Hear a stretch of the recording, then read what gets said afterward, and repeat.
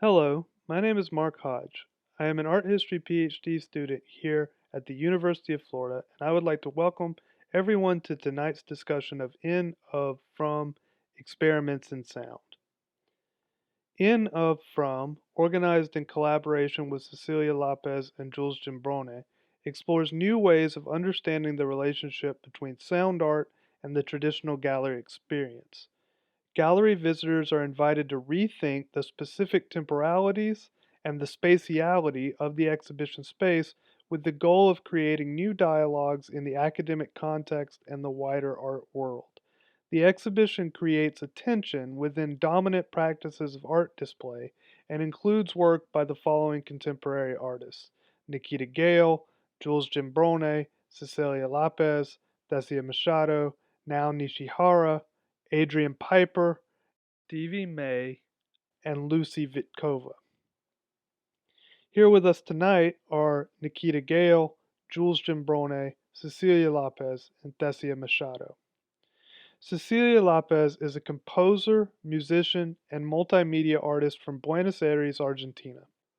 Her work explores perception and transmission processes, focusing on the relationship between sound technologies and listening practices. She works across the media of performance, sound, installation, sculpture, and the creation of sound devices. She holds an MFA from the Milton Avery Graduate School of the Arts, Bard College, and an MA from Wesleyan University in composition. Jules Gimbrone, born in Pittsburgh in 1982, currently living and working in New York City, creates fragile, corporeal sound and sculptural ensembles that highlight the differentiations between modes of perceptual acquisition, specifically the visual and the sonic, within complex and precarious arrangements of subjects and objects. Nikita Gale is an artist living and working in Los Angeles, California, who holds a BA in anthropology with an emphasis in archaeological studies from Yale University and earned an MFA in new genres at UCLA. Gale's practice is often structured by long-term obsessions with specific objects and the ways these objects gesture toward particular social and political histories. Thessia Machado is a visual sound artist, instrument builder, and performer whose work plumbs the materiality of sound and its effect on our shifting perceptions of space. She creates circumstances in which to mine the matter of her pieces for their innate physical properties and the sonic and visual relationships that can arise from their interactions. I would like to welcome everyone to our panel discussion for In, of, From, Experiments in Sound. With the artist that you just heard about in the video intro.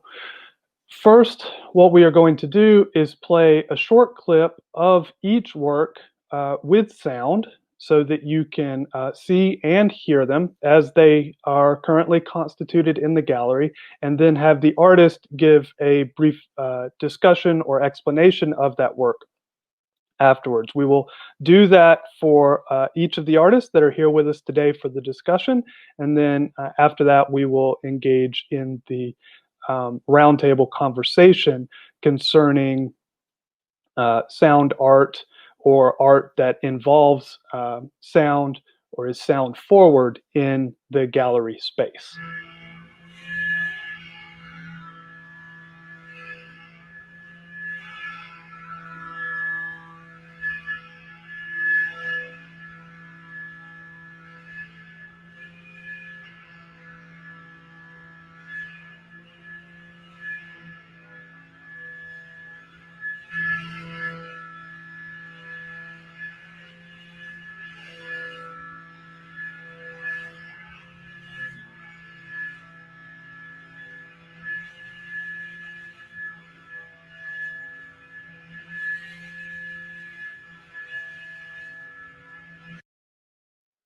Well, hi everyone. I guess I have to say or explain the piece a little bit.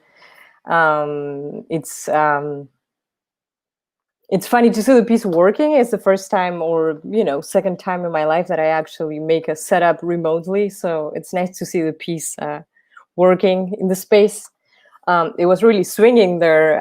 Usually the piece, so what you're seeing is kind of like a cluster of acoustic feedback that it's made with using those drums that you see as bodies of resonances, and then that net is actually speaker wire weaved, and it has contact microphones attached to it, and there are speakers hidden in between like that group of drums that are enabling the feedback to happen. So the whole object, it's very sensitive to its surroundings and movement. It's usually still. Sometimes people touch it. It's not like purposely interactive, but it's nice that people usually are curious and get closer, and the sound changes. In the video that we just saw, it was like really swinging,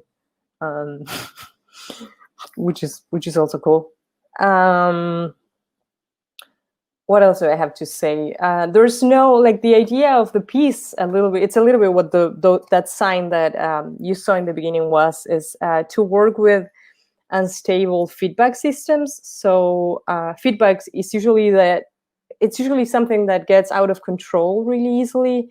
And my idea is a little bit to challenge that idea of control by creating a process piece that it's so complex that it kind of modulates itself, it balances itself, or it finds like an equilibrium in which like it exists. And it's a little bit like the sound exists in the space as architecture even.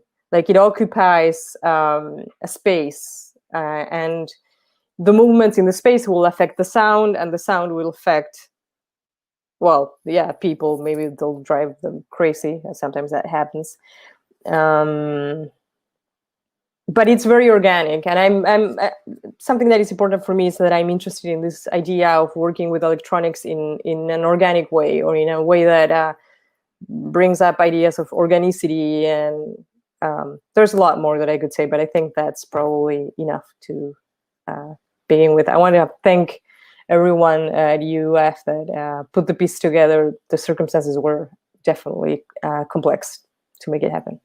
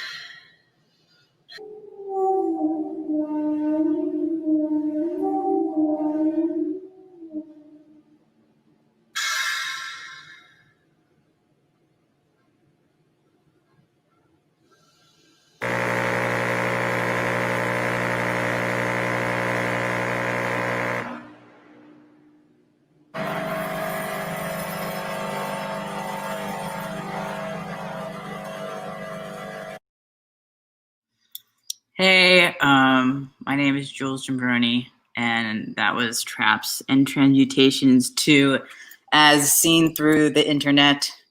So interesting to hear these pieces be funneled through the computers. But so this is the second staging of this work. The first was in 2015 at Parkview Gallery in Los Angeles. So it's a resonating stage, and all that really tinny, like scraggly vibrational sound is actually hopefully very big and large, and it's vibrating and rumbling the whole stage. And then there's a couple other transducers that are activating the vessel and the other plexiglass box. And so there's a bunch of things happening there. So there's these soap sculptures that I made that are on the stage. There's these water balls. There's resin casted, or microphone casted in resin. There's ice dripping from this T-shirt that is frozen in this ice block into this water box. There's knives on the stage. There's a glass vessel filled with water, and there's, I don't know if I'm forgetting anything. And so then there's a sound of me blowing up a balloon, me saying the words concave, convex, but pitched down, and the sound of a fan moving. And basically I made this piece when I was on testosterone, and I was noticing like very subtle changes in my body going through these transformations. And I was just thinking about the moment of change between an object becoming solid and becoming something new. And so, and honestly, I think all my works could be called traps and transmutations, I guess, in some ways, because it's like trying to measure, create some kind of test for understanding how we perceive objects appearing and disappearing in space. So I have questions associated with this piece, which I think are related, so I'm just going to say them. At what point is a vibrating sack of molecules legible as an object? What makes it so, and what are the forces that act upon it to assist or degrade this legibility? Is the convex curve of a hip enough to signify a gender? At what point does the curve become a symbol? Can we chart the precise moment of categorization? And what are the possibilities if we can't? I think that's a good, overview of the piece.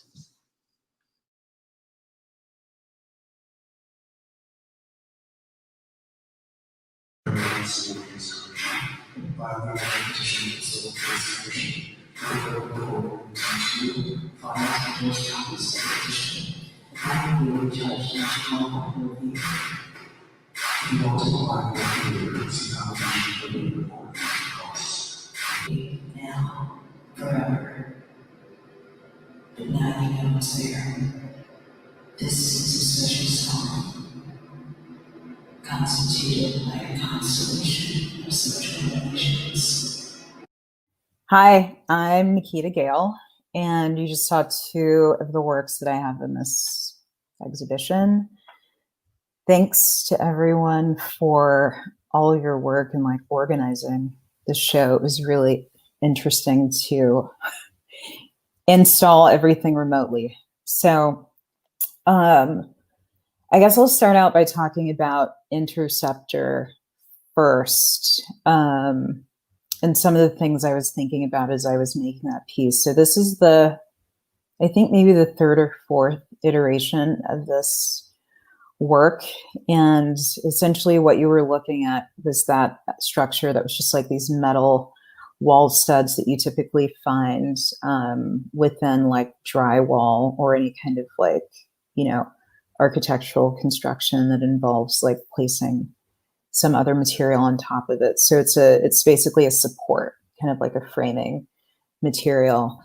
And within this sort of like pyramid-shaped structure, there are all of these audio cables and microphone stands sort of woven improvisationally throughout the structure.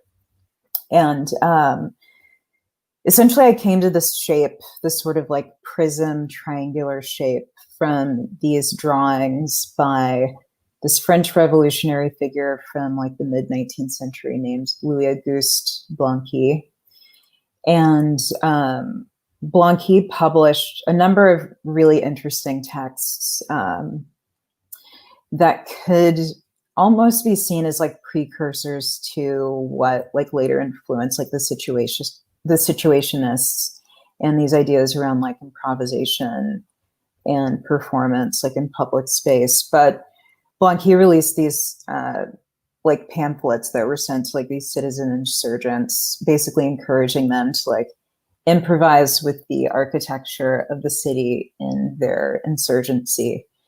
And there's a drawing in one of these documents of like an ideal structure for a barricade. And the structure is essentially that shape of Interceptor. So it has a flat face that sort of faces whatever the incoming opposition is. And then there's sort of like a sloping backside, so that people who are protecting themselves on the other side of it can climb up to the face and throw things off of the top of it, or use it as a stage to address each other. And so the barricades were also these like social spaces, which is very interesting to me as well.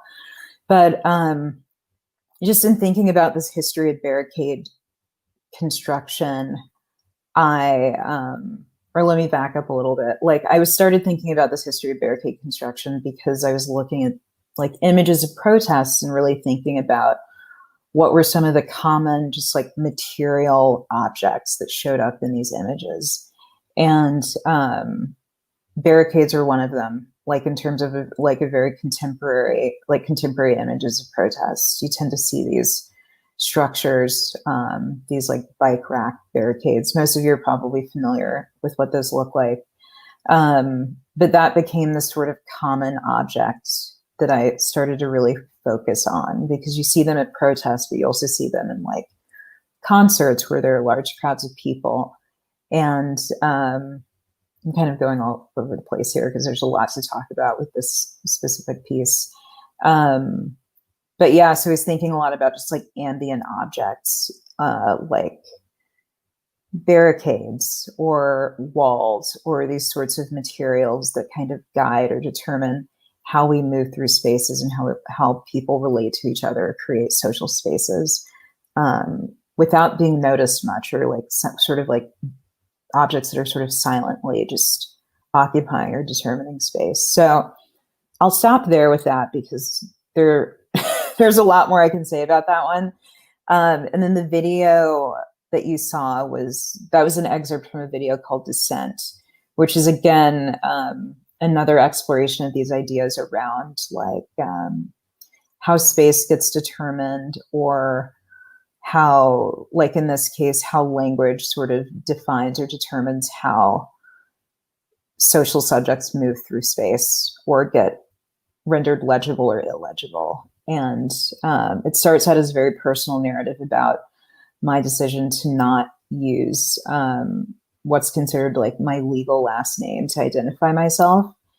And it's essentially this sort of like 8.5 minute meditation on what it actually means to name oneself or determine how one is named, or to refuse like certain types of naming, or to refuse being called certain things, or to be recognized by certain forms of language. So I'll stop there.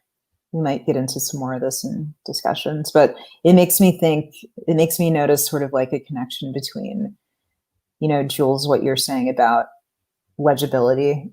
And that's a question I find really, really interesting, that I think about a lot, just as someone who works in abstraction mostly. So yeah, thanks.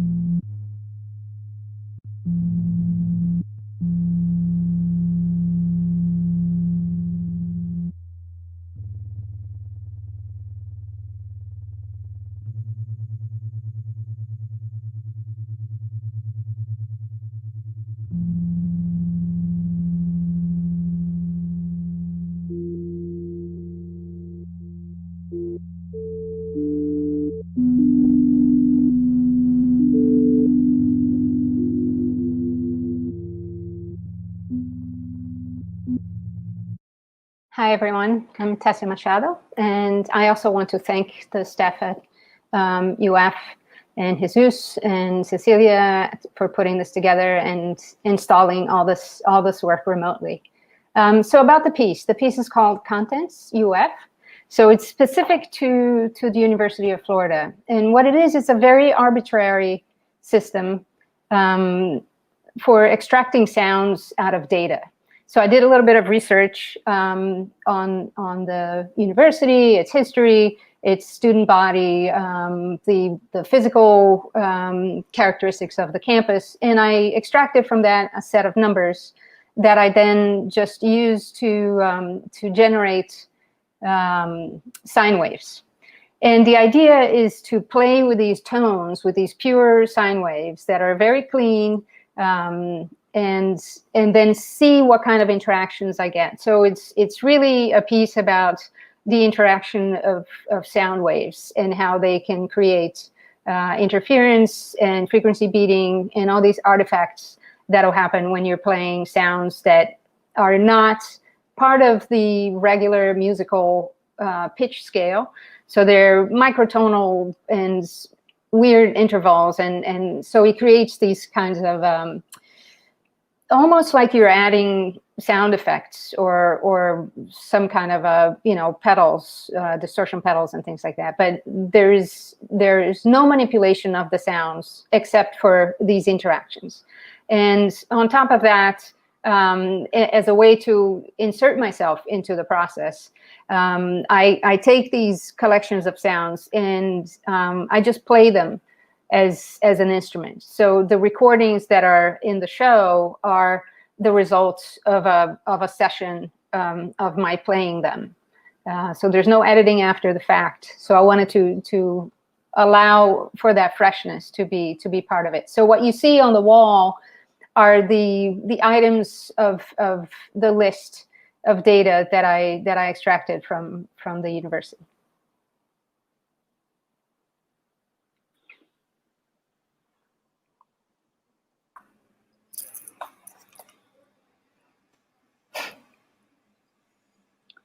Okay, I think we are all here back now for the round table.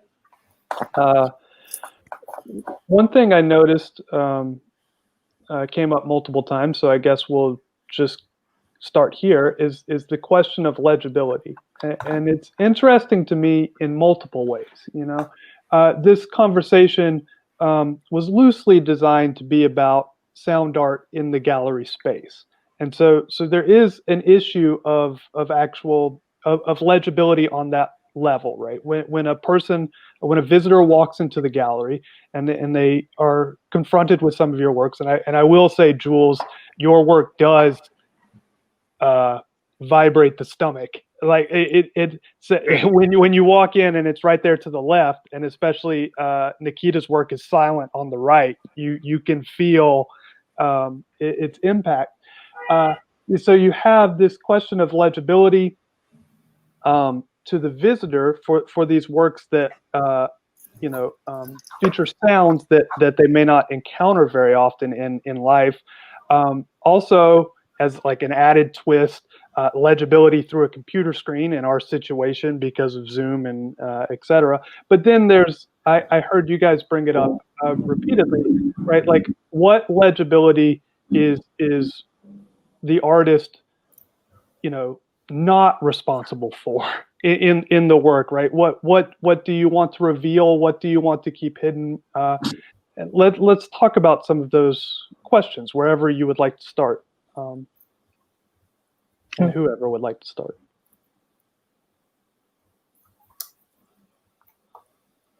I mean, I find that question, what is the artist responsible for? What is the artist not responsible for? Kind of a good starting place, especially because Adrienne Piper is included in this exhibition. And I've recently been revisiting some of her works, specifically the sound works, or those like sort of music related works as well. And there is something really striking about the sort of discourse or narrative around like working with Adrienne Piper for institutions as being very sort of like difficult and complicated, because she is so specific and adamant about how her work is read or presented or made legible in these really particular ways. And I think, in terms of the question of legibility, it's like, I think it's important to understand, like for me, like I understand that my artworks, like once they leave my studio and are placed in different contexts, they become these sort of social objects that then take on lives of their own and sort of have consequences that go beyond like my relationship to the studio space. But at the same time, I think it's important for artists, especially artists who occupy like other identities, to be really specific about how they want their work to be made legible or read, which is something that I think Adrian Piper does, that is responded to by lots of institutions negatively. But it's just, that's kind of like an interesting, I think, like observation. It's something that comes up for me in this question, especially in the context of this exhibition where Piper's work is just so the audience knows very quickly, the Adrian Piper work that is included with this exhibition is Bach Whistled, in which she whistles along with the Bach melody, but falls increasingly off tune and off rhythm and becomes increasingly monotonous, and it eventually becomes a little droning. So that's the work that is in the show alongside the work by these artists. But let's continue. I have a thought about some of the stuff. The idea of legibility, the way there's so many different little layers to that thought, right? There's the legibility of the work that you want it to be presented as clearly as it can be physically or in the space. There's the legibility that the artist chooses to allow a certain revealing of their own personal person, right? How much of the artist do we want to be read through the work? And that's something an artist has some level of, if not control, at least agency. And I agree with Nikita that once the work is out, it's its own thing, and it will elicit reactions and thoughts that we might not have intended or anticipated, and that could be wonderful. It could be a great thing in a way to allow the work to teach us, the artists, how to be in the world. And I was wondering too, kind of going back to Jules, and I think it might be true for all of us, because these works that we have in the show are new iterations of existing pieces. And my question is to any one of you, if you want to respond, is how much has it changed your relationship to the work, having done previous iterations and given, you know, the life changes that we go through? So when you see the work again, when you work with it again and set it out to be shown, how does the relationship change between you and your work? Yeah, so I'm just going to tie my answer back into like this larger discussion about legibility, I think, because I think that there's important things I think we should hit on. But I think that, you know, for people who have a background in performance or music or anything that has time based in it, which is where my background is, nothing is ever the same, right? And so this presumption that like we can make the work again and it's the same work is also based on a certain kind of history and visual art that like presumes that we can, you know, it's the same thing, but it's not ever the same thing. I think for me or people who have these different kinds of histories, and so it's always like a new iteration. And so and it's all contingent, right? It's contingent on the space, the sound, especially with sound. Sound is inherently contingent, and this is one of the reasons it's an interesting medium, is that it's always interacting. So there's never a static thing that is then replicable, you know, in the same exact combination as it was before. So all these things mean that it's, you know, always contingent and always changing. And then but in terms of legibility, I think that you know, something that is really interesting to me is when we decide not to be legible. You know, why do we decide not to be legible? And for a lot of people, you know, legibility is there's a lot of potential or harm with becoming legible, or like where we make ourselves subjects of, you know, larger systems that we might not even want to be a part of. And so I think that negotiation of legibility and agency is really an important part of I don't know, maybe some of, we can all talk about this differently, but it's not necessarily always a good thing to have things be so clearly legible. And when we work with sound, I think that, or in the context of the gallery, we need to, we're kind of saying that maybe these assumptions around the way that things appear is maybe, something to be thought of differently, or can be challenged. Yeah, one thing that I can really resonate with, it's a little bit like that resistance to be legible, and it's I feel like it's funny in the like in what usually is the sound art world. I mean, we could talk about the problem of sound art concept too, but that would be like a different stream. It's like that the abstraction is usually it's not ambiguous at all. Like it seems like there's nothing besides it. There's nothing besides the specific use of technology. There's nothing besides the sounds that are presented. And for me, it's important to have like all these, these meanings or these resonances with things that maybe relate to a more subjective world. Let it be, like whatever it is, if it's like, where you're from, your personal history, your relationship with ideology, whatever transpires through those things that seem to be formal, and how that it's clear or not, or which, what do people pick up or not. Like it's a little bit for me the same question about when I was describing the pieces as not interactive, but then like having people playing with it and not wanting to like set that boundary, not being like, you can play with this, or not being like, you cannot play with this, but sort of like leaving that open to see what's the boundary of that. Like, how's the piece read? And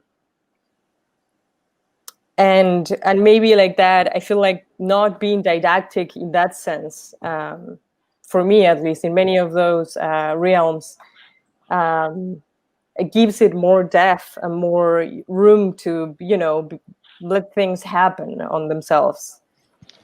Mostly, again, as the piece leaves the studio and leaves my description and my, whatever, my vision of it. It's I feel like that gives room to a little bit more of subjectivity, which usually I feel like that's very constricted in the usual like gallery space, sound art space. That's, I don't know, an interest of mine. I have a brief then along the lines of illegibility and ambiguity in the gallery space. I know you're all probably interested. You've expressed to me individually about what it's like to be in the space, and unfortunately you can't be there. And the thoughts that I had as I entered the space have a lot to do with illegibility and ambiguity, in that as I was walking up to the gallery space and the campus is open, I hear all these sounds around me constantly, right? But I don't even have to look, right? These sounds are indexes which I understand the source. People chattering about an exam they have to go take, a squirrel maybe running through the bushes, right? I don't have to see the squirrel to be able to match up the sound.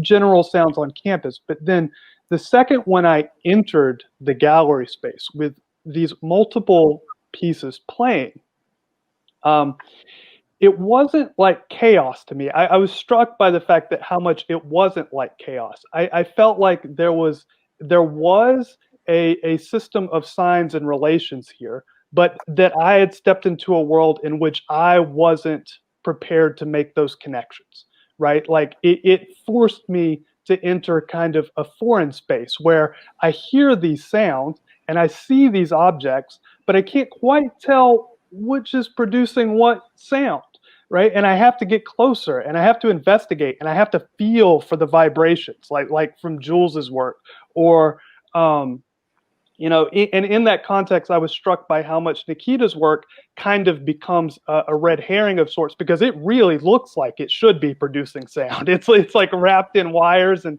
it's plugged into things in the back, and it's not. And so I thought the sense as the space as a whole, my sense of the space as a whole, is it kind of generated this atmosphere in which new signs, new indexes are created that the visitor doesn't understand the connection to yet. And I think that can be a productive kind of ambiguity, in a sense. Yes, if I may jump in, this is something that I think about a lot, and I think you nailed it really well. And I'm very glad and pleased that the gallery space is this different planet from our expectations of what connections we can make with sound. It's the idea of the beginner's ear, right, or a beginner's mind, that you approach something with a fresh and open mind, right?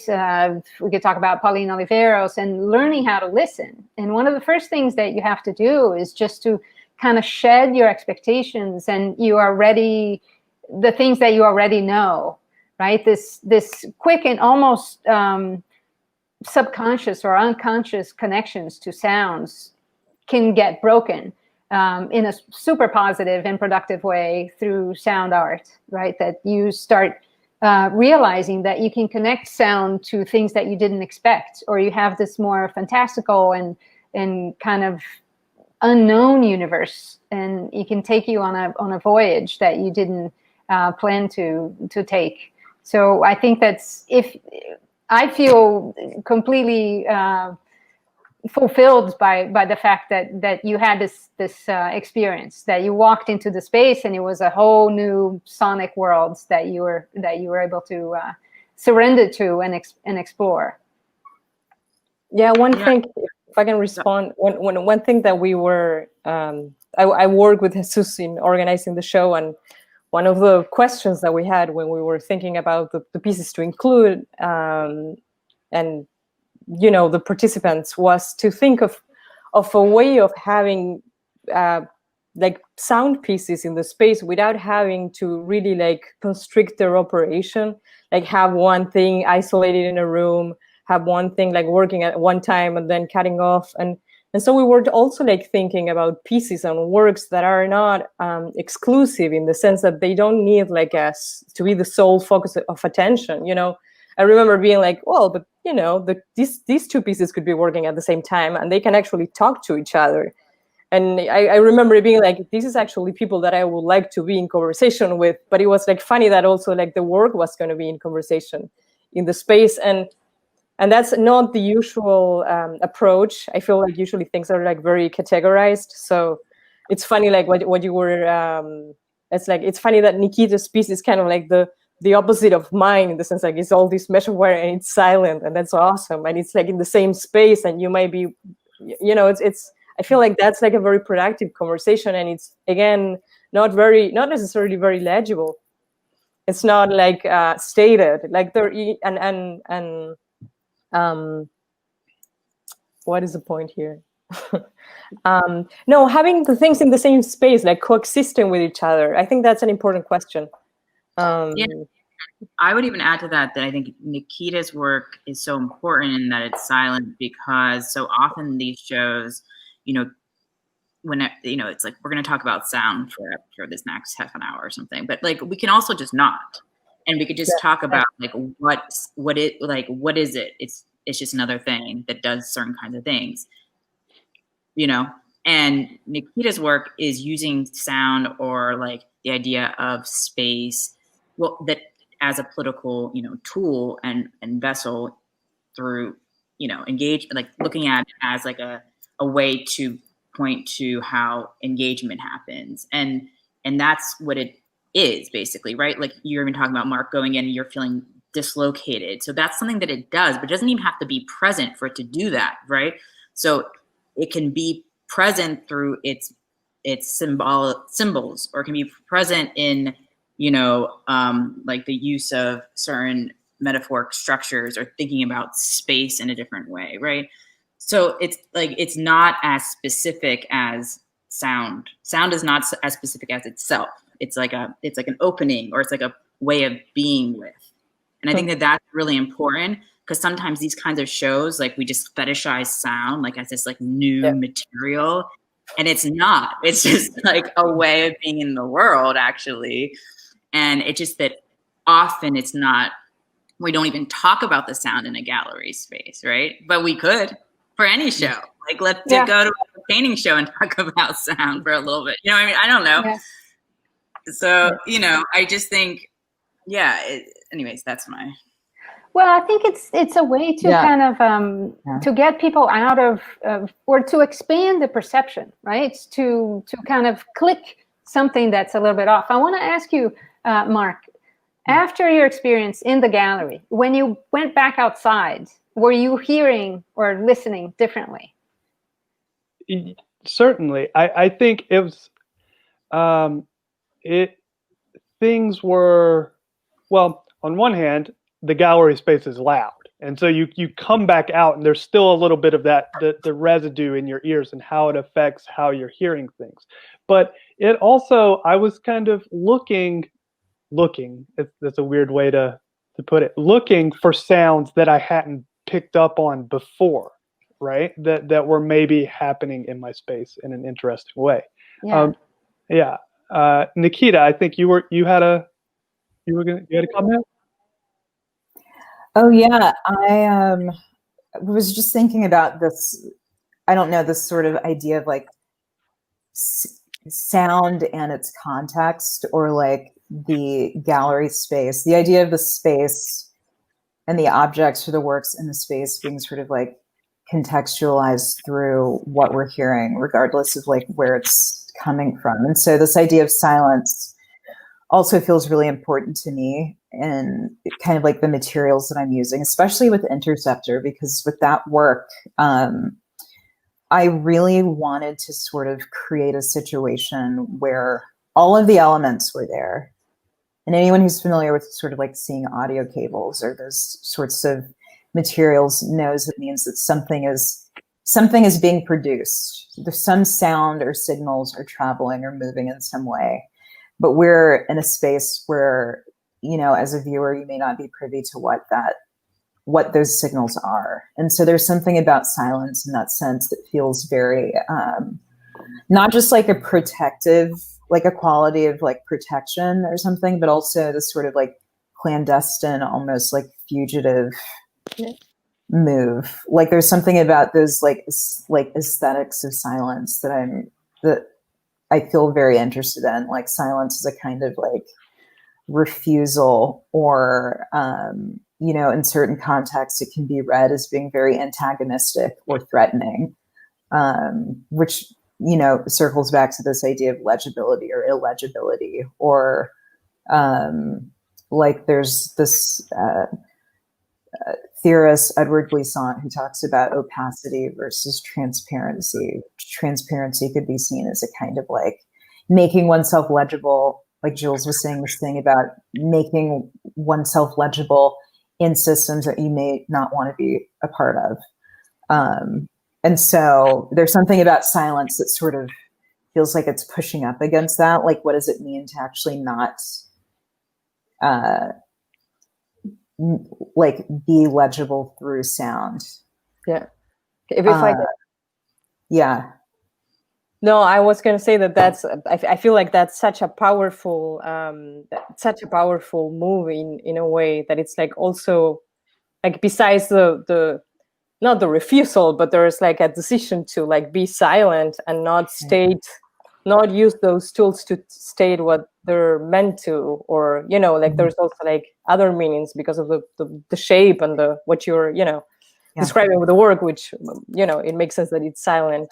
But also like thinking that the idea of sound sounds. And that's, you know, when you, Mark, say like I went and I looked for sound, it's like this intersection between perception that is usually so categorized in a way that it's very limited, and we think that sound art has to I don't know, have a speaker that makes like boom, and there's no idea, no concept, no one did it. I don't know, MIT bought the speaker cone, and they're giving it for free. People do stuff with it. I don't know. Yeah, maybe silent. Yeah. And also, I mean, it's like, it's also hard to talk about silence without thinking of someone like John Cage. Like, I've been thinking about that, the 4 minutes. Yeah, like the 4 minutes and 33 seconds, like that work and the way that it really, it's like the silence of it confuses the boundaries of performance, or the boundaries of like what the object is. Yeah. Because essentially what you end up doing is sort of listening. It's like the horizon of your listening or like perceptual capacity gets expanded to include everything in the space. So it's sort of just through its silence kind of points to everything around it. Like everything becomes framed by it. And I think that's uncomfortable. Sorry. Yeah. No, I think that Nikita touches on this interesting point about silence and the anxiety that it can create in people, because there's this void, but it's a potential, right? It's the space that can be filled with other things, and it depends. It puts the burden of the piece on the listener, the viewer, right? So it's up to them to surrender, or to close up and be uncomfortable, right? Mm-hmm. Because there is no such thing as silence. Yeah. We can't really experience silence. Yeah. So it's how we deal with that emptiness, and how much we either project onto it, or allow things to come in and change our perception of things. So yeah, I think we're going deeper into this idea of perception and how it can be affected by things. But I don't want to run out of time and not ask Jules about the onions, because I think, talking about the personal and how much we allow ourselves to be shown through the work. At some point, I think we should talk about onions. Oh, well, the piece also Did you ship them, or were they local Florida onions? A little, some, but I think some of them got lost in transit. So I asked Jesus to buy me a couple onions. But usually my works have some kind of organic material that is rotting or changing, and I was into onions right now, so they're part of the work. I love the way that they would like skitter around the stage, like the skins, and then they became, it's like this active peeling, and they're transparent, and a lot of the things in the work are transparent. So the onions are there. Sometimes, there's usually something that's rotting. So hopefully that will happen soon. Process. Mm-hmm. Yeah, you have a different perceptual experience when you walk into the space if you have rotting onions. Yeah. That's right. That's true. This kind of leads me back to, or I would like to kind of redirect maybe to something that Thessia brought up earlier that I think we could explore further, in that your works are all process oriented, right? In the sense that when you say that this is the second iteration of this work, or however, and all of these works are like that, where there are multiple iterations of them. Right? A lot of times the actual materials that involved are very, very different. And there's a lot of experimentation with the materials and the setup and the arrangement and all of the formal qualities of the work itself, the material qualities. What carries through is the process. And this also strikes me as something that doesn't have to be limited to quote sound art, right? And I just wonder about process in your overall artistic practice. Yeah, I mean, kind of what I said earlier. It's like all my pieces could be called traps and transmutations. It's like this is, it's a way of working through this kind of like these moments between objects appearing and disappearing and going through these transformative processes. So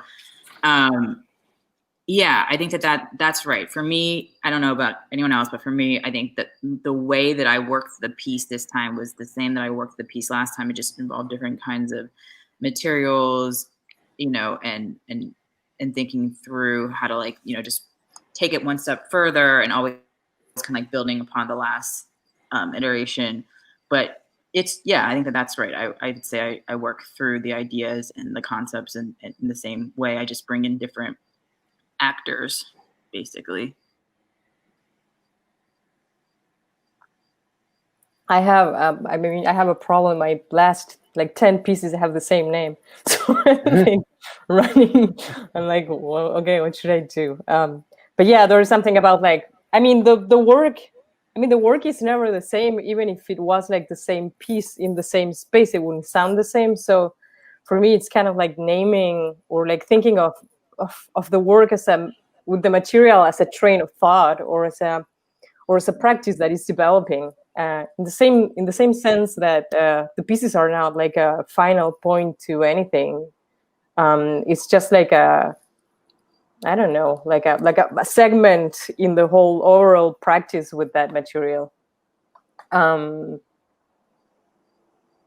There's nothing. You could grab the object, the object configuration and stuff, but the sound is completely contingent. So, yeah. Yeah, I feel similarly, like if I think about Interceptor and the multiple sort of iterations of that work, because the strategy there is basically to sort of improvise with these studio materials within this framework of these more like infrastructural, building materials. And so it really feels like a very collaborative piece with the institution or whoever the install team is, because basically the directions are build this triangular structure and then just go nuts within the frame. It's pretty simple and straightforward, which I think is fun and kind of unusual as a direction to give an installation member, because I think it provides a lot of space for just creative agency for the art worker who's working on the piece. Yeah, I'll just jump in and agree with all the different things that you said. And for my own practice, I find that these pieces that get new iterations, it's always, the way I think about it, it's always a collaboration. So it's a collaboration either with the materials, with the space, with the circumstances, with something. So I think I know it's the case for me, I get very restless. So I wouldn't want to repeat things exactly the same. And I want to be surprised. So I want to be open to these kinds of inputs from either, like Nikita said, the install team. I really love working with installers and finding out, the different ways that things could be put together or exist in a space. Okay, so I think we have just a few minutes left for questions from our virtual audience. If anyone wants to type a question into the YouTube comment section, I should be able to see it, and I can select it. I wonder if we have any trolls. So far, the comments have been very nice, but no questions. So if anyone has a question, we'll take the praise. If no questions come in.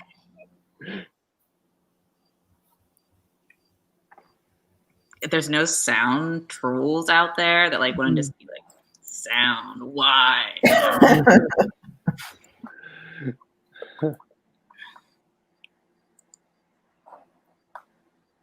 How much of your piece, Nikita answered the question I had, which was, create the structure and go nuts. How about you, Cecilia? How much of your piece has room for the installer's touch?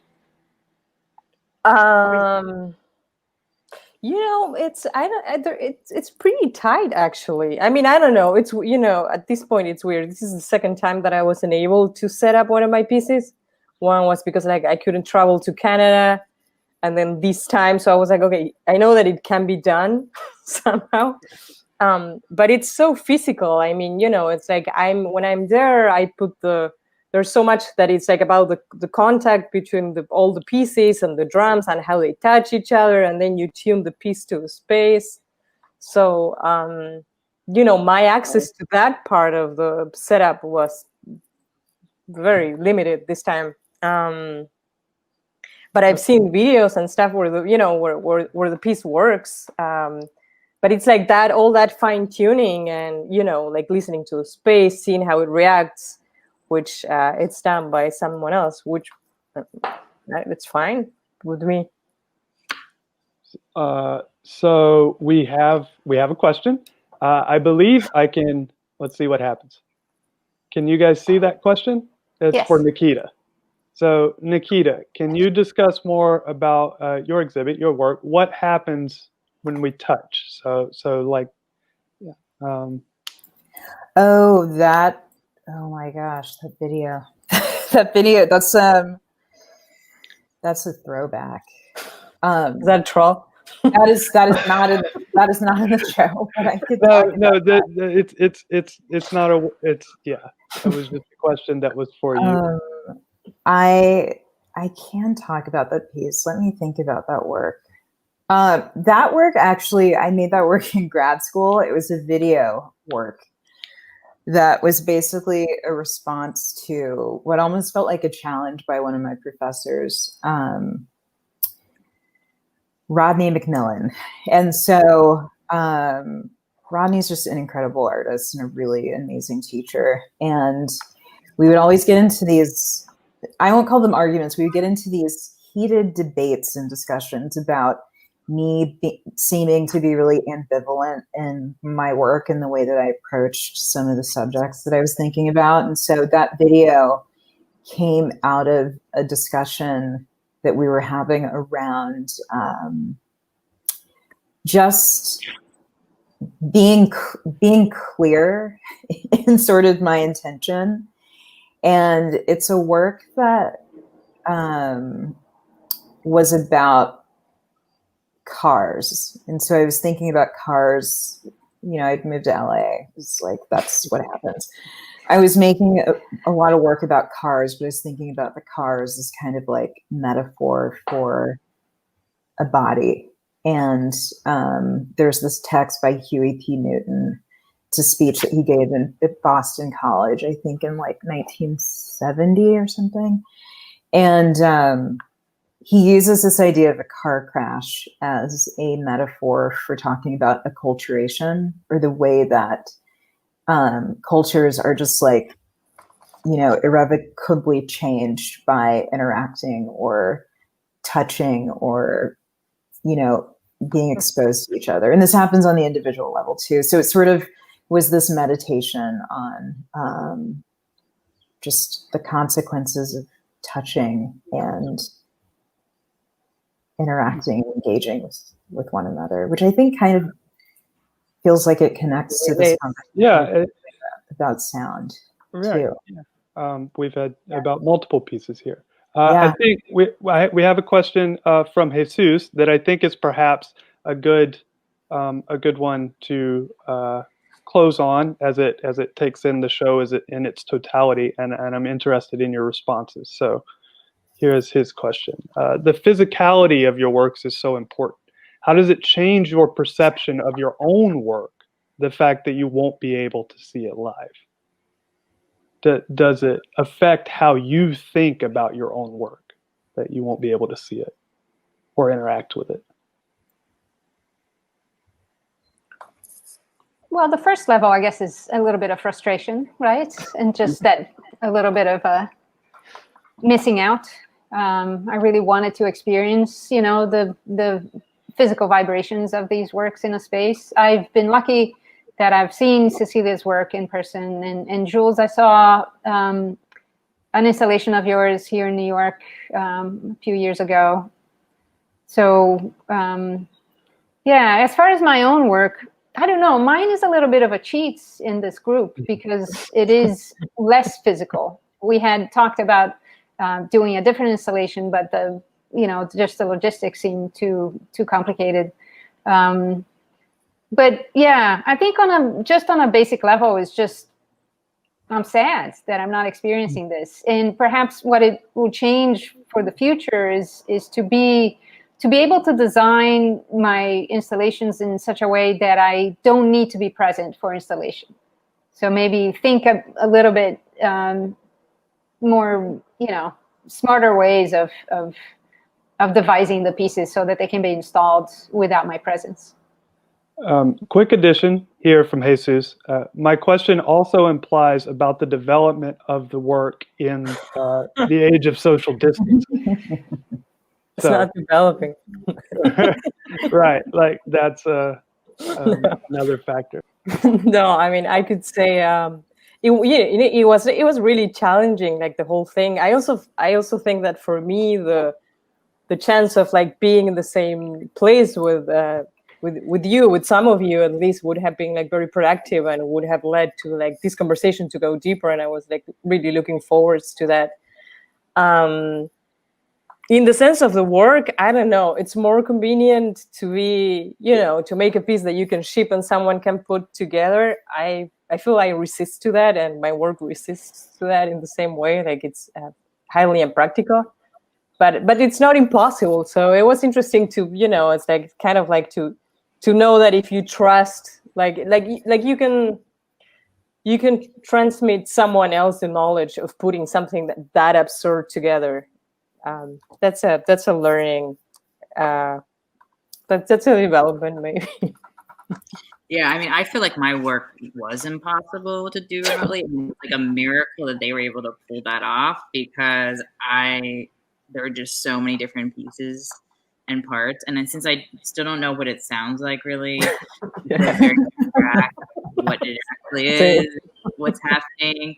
But they just did such a great job. Everyone down there did such a great job in dealing with me. Like I sent like 5,000 text messages, and like, I mean, it was these poor people that I had to work with, because, the piece is just so involved. Like there's just so many elements, and I just will do that. Like I'll put that together, but then to ask someone else to, go through all those steps to like make sure all these small things and the big things and the sound and the electronics and the ice, and there's just a lot. Yeah. I likened it to like putting on a theatrical production, but not being in the theater. That's basically what it was. That's an interesting analogy. Yeah. So the fact that they were able to pull it off is like amazing. They worked really hard, and that's incredible. Yeah, I don't know, but it did teach me that I could actually convey information to other people in order to do it, which was nice. Mm-hmm. Yeah, I think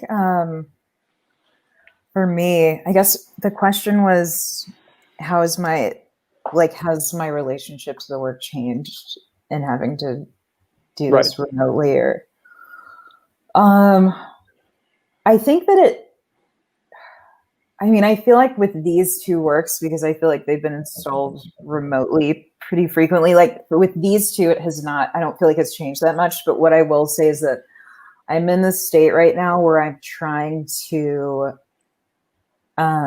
just be present and not try to start retrofitting stuff for like a digital, like disembodied future, if that makes sense. Because I feel really compelled to do that, because it's just like I'm constantly working and thinking and wanting to make stuff. And so I've just been spending time in my studio, like, I don't know, just kind of noodling around just to maintain that sense, I think, of like presence or material with the work. I do feel like I've been making a lot more video sketches and sound sketches recently. But I think with those two particular works, like I don't feel like it's changed that much. But that doesn't mean that I won't have some reflection on it later that shifts. But I do feel like by not being able to see the exhibition and see all of our works in conversation, like I do feel like I'm missing some like really important, like an important conversation. Like I'm missing some really cool party or something. So there is like a sense of loss, or like in that sense. But yeah, like, but specifically with my work, I'm like, whatever. But I feel like I'm missing the conversation for sure. Yeah, they're like all of our work is having a party and doing. Yeah, yeah, That's what I was going to say. They're having a great time. We're Yeah. just stuck out here. we're having a great time. We're just seeing Yeah. the posts, Yeah. the after party posts. I think that's a good lesson. That I think this show is a fantastic experience, and everyone here who can go see it should, right? Because We can't. So right, you have to. don't miss out on the party. I encourage everyone to go see it. Well, I think that's about all of our time. I would like to thank all of the artists for their participation and for being willing to do this, and for dealing with learning all these new StreamYard, YouTube streaming, how to log in, sign in. That's all very difficult. And thank you all very much for being so patient and willing to work with us on that.